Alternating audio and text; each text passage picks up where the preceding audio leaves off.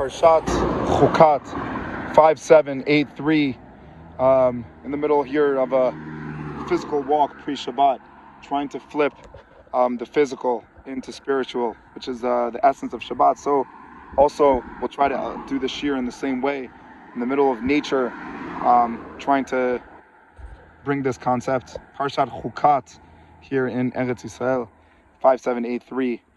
So many things to speak about in Parshat Chukat. Yehi ratzon limud should be lerefuat kol hacholim ubetucham Tanya bat Yehuda Margalit Yosef ben Aviva Chava Rav Sivan ben Sima betoch kol shar cholei Yisrael.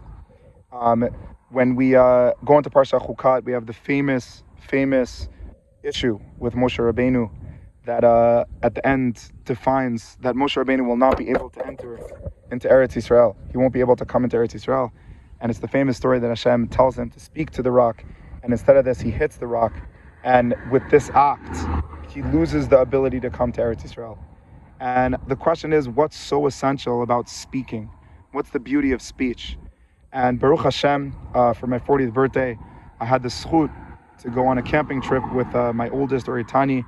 And B'ezrat Hashem later we'll go on a different trip with Adieli and a different trip with Roni, so they don't have to feel bad. B'ezrat Hashem, each kid on their own, one-on-one time. So Baruch Hashem, we went on a hike, and in the middle of the hike, Oritani said the most important, I think, concept, that tefillah is like climbing a mountain. And we tried to think about the relationship between climbing the mountain and tefillah.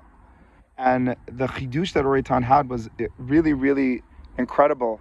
And it will help us fully understand the importance of speaking to the rock. And so the way that it was explained is that there is something called physical and there's something called spiritual. And the difference between the physical and the spiritual is so many. One of the differences was this concept of physical being something that you could touch, and spiritual, which is something that you could feel. And the experience of climbing a mountain is that the physical act is that you're climbing. But what enables you to climb the mountain? How could someone climb it? It's only if you have the water, right? The water is what enables you to climb the mountain, right? To continue the journey, and to go through that physical act of climbing is because you have this opportunity to have something else, which is the water. And we spoke about the idea that both the physical and the spiritual, they have two needs, and they all come through our mouths. The physical need is food and water. Those are two things that the body needs, and the body gets them through our mouth. Same too, our spiritual needs two things. It needs Torah and it needs tefillah. And the Torah is equivalent to the water. This idea of enabling the inner, enabling the future, right? Not just, helping the present.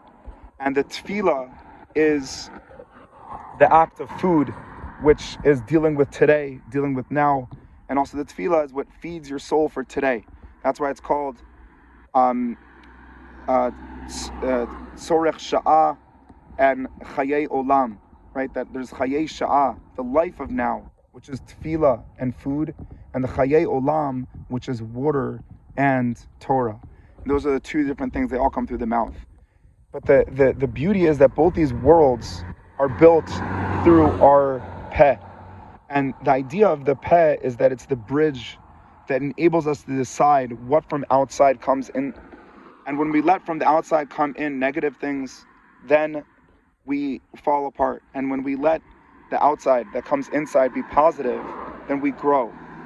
And the idea that Hashem was saying to Moshe Rabbeinu, based on this analysis of Oritani, of this idea of climbing the mountain, of the two different needs, of the physical and the spiritual, and realizing that both the physical world and the spiritual world have two different needs through the mouth, and that the mouth is the bridge between the external and the internal, and that it's deciding what we bring into our inner world, what we bring into our home.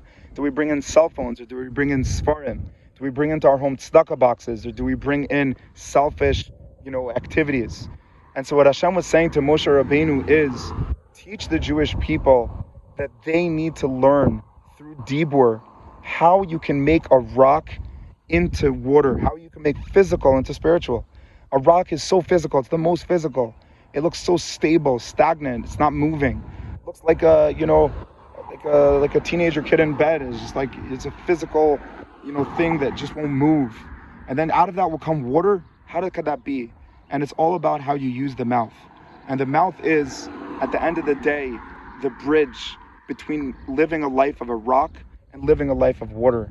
And Hashem wanted Moshe Rabbeinu to teach the Jewish people as they were entering Eretz Yisrael, which is the land that needs to deal with physical, that we can make the physical into water, that we could lotzi me'avanim ma'im rabim.